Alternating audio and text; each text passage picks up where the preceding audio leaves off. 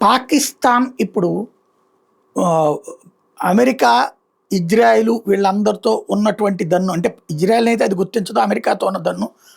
ఇప్పుడు ఆఫ్ఘనిస్తాన్ తెహ్రీక్ ఇ తాలిబాన్ పాకిస్తాన్ వాళ్ళతో యుద్ధానికి దిగింది అనేక సార్లు. ఇప్పుడు కూడా దిగితే టీడీపీ వాళ్ళు తాట తీసి వదిలిపెట్టారు.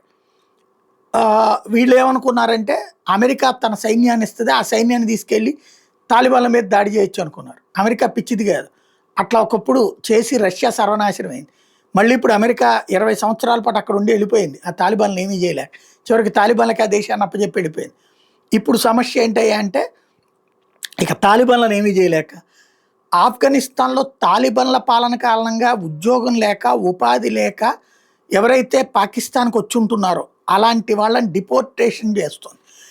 తిప్పి పంపుతోంది. మనం బంగ్లాదేశీయులను పంపించినట్టు.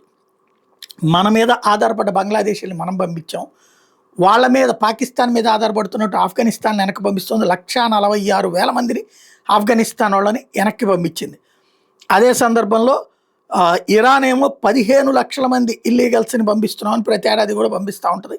అక్కడికి కూడా ఈ ఆఫ్ఘనిస్తాన్ బ్యాచ్‌నే పోతుంటారు.